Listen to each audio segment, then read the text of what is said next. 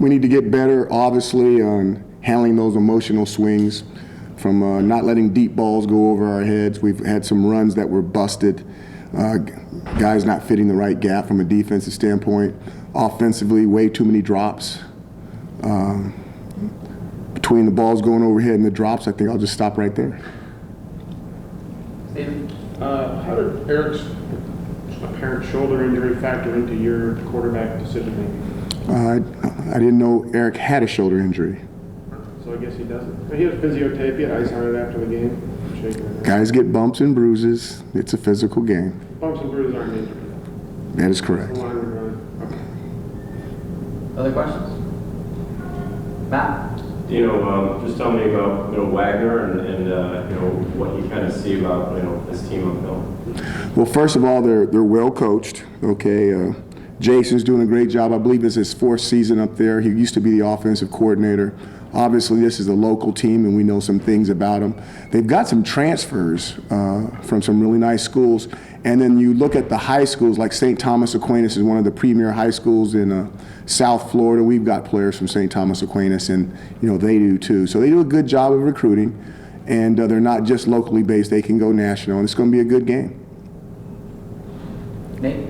I got a recruiting question for you. I guess when guys come up and their family come up for official visits, there's a point where they come into your office and you have an open, honest conversation with them. What's the message you want to impart on recruits as they decide if this is the place and the coach they want to play for? Number one, that we're going to take care of their young men. We're going to treat them like they're our sons, even though we know they're not, that they're somebody else's son. And I think if you treat them with respect and you don't put a lot of gray in their life and deal with them in black and white issues on black and white topics, that they can grow here. They're already been raised by somebody else. You just want to continue the job that someone else has already started.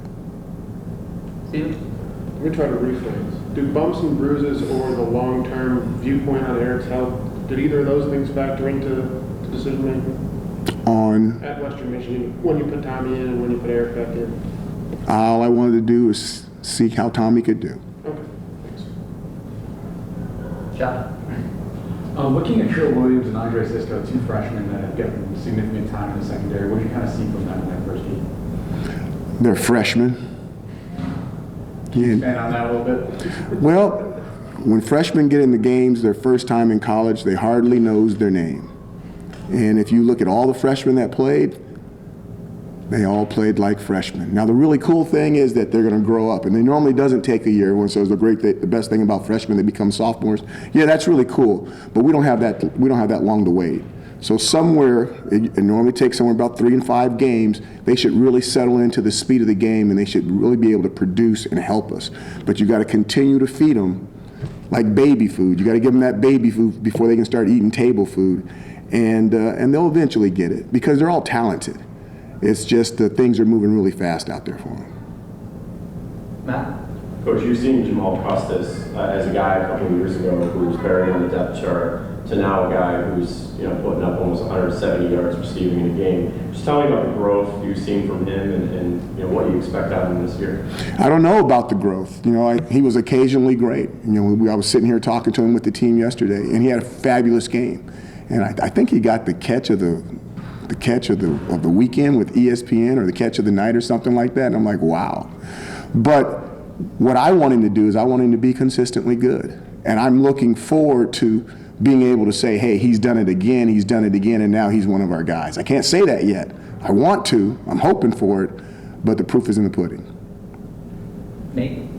Another recruiting one. Obviously when guys come up here for visits, players host recruits and show them around campus. When you identify which of your current players you want that responsibility, what do you instruct them? What do you sort of tell your current players on what to emphasize? You know that you're giving all my recruiting stuff out, that some other coach can take this and beat me with my own stuff when you do stuff like this, don't you? You could have asked me privately without all the cameras on me. Ask your question again. What do you instruct your current players? I tell my players, this is what I tell them. I said, tell them the absolute truth. Do not lie to them. Tell them exactly how the program is. because then if they want to come, they're not surprised. Steven? When you went back and looked at the film, what did you kind of take from Tommy's time in there, and what do you think Wagner presents opportunity-wise? Tommy messed up on a bunch of stuff, and then there was other stuff that he did really good. He was just like Andre Sisco. He was just like Trill Williams. He was just like all the other freshmen that played. Wagner, we've got to see. Wagner is a good football team. You saw what happened to us when we lost our concentration with Western Michigan. We've got to go out and play this game and have the right mindset. In the back? Can you expand on the loss of concentration that kind of led to Western Michigan getting back into the game in the third quarter? Okay, we had deep balls go over our heads with a free safety in the middle of the field. That's a lack of concentration. We had a quarterback take the wrong stance, and he fell down on 4th and 1, and I think we were like, I don't know, I'm going to say close to 100% in that situation based off the formation that we were in and the play that we were going to run.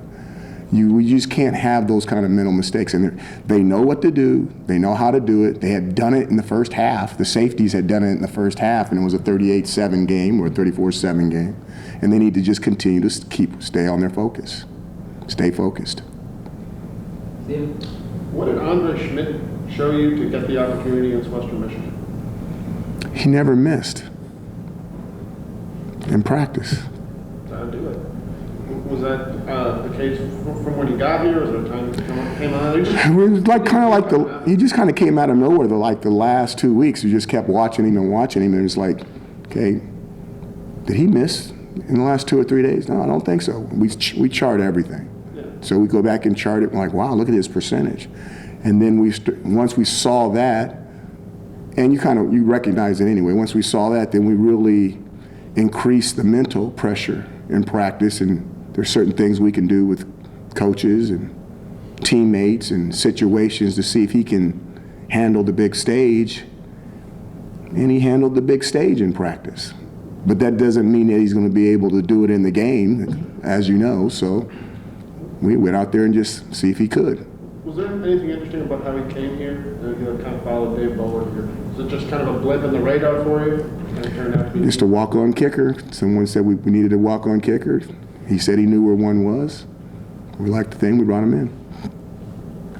Matt? Coach, how much are you guys looking to get back inside the Carrier Dome? It's been a while, and the fan support you expect. We're looking forward to it. We're looking forward to getting back in front of the student body. They've had a week they're on their second week of school. They should be ready to come watch a football game, I would think. We're getting back to the community. The state fair is over. I think the state fair set a record, even in the heat. And I've never had an opportunity to go to the state fair. It kind of bums me out because we're always in practice. I mean, I drive by there when there's no state fair all the time, but I never get a chance to see it. And some of the concerts, the singing groups were outstanding. But I think it's time to get back to Syracuse football, and I think everybody's looking forward to the season. Time for 2 more questions. Steven? What's your take on that kind of, I don't know if skirmish is the right word, or when Eric tried to pick the guy up and they fell down and Evan came in, like, is that just guys getting lost in a moment? I knew that Dungy was trying to pick him up. If you know anything about Dungy, that's another time for him to show off how big his guns are, that he can pick that guy up. It doesn't matter. He's strong, so he picks the guy up, and if you watch the clip, he trips over his own feet.